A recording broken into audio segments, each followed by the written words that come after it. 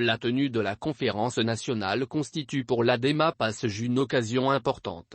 Elle permet aux militants venus des différentes structures d'échanger sur la vie du parti et l'environnement socio-politique national et international. Ainsi, au cours de la 18e édition du samedi passé, les militants et les responsables se sont penchés sur l'ordre du jour comprenant le rapport d'activité du comité exécutif, les rapports des commissions spécialisées et les rapports des coordinations régionales des sections et des mouvements affiliés. Dans son allocution d'ouverture, le président du Parti de l'Abeille, Marie-Mancia Diarra, après s'être félicité du bilan incontestable du comité exécutif présenté en juin passé, a déclaré s'attendre à des propositions pertinentes pour le renforcement et la redynamisation du parti et la consolidation de la démocratie dans notre pays. Pionnière de la démocratie malienne, l'ADEMA PASJ a été invitée à ce titre pour redorer le blason d'une démocratie écorchée par les événements du 18 août 2020.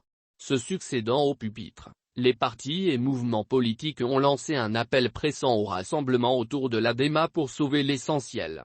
Du RPM au Parena, en passant par la SMA-CFP, les phares en Cavuli, la CODEM ou encore le mouvement Binkan et l'UDD, tous ont été unanimes qu'il est temps de se donner la main pour faire sortir le pays de l'ornière.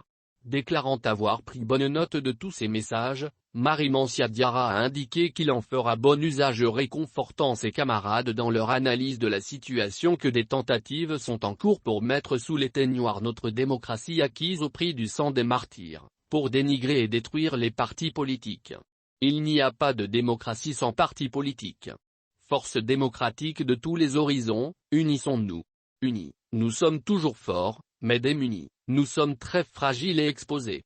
Face aux multiples défis qui assaillent le pays, le président Diarra a exhorté les autorités de la transition à privilégier un dialogue constructif et apaisé à tous les niveaux dans le strict respect de sa souveraineté.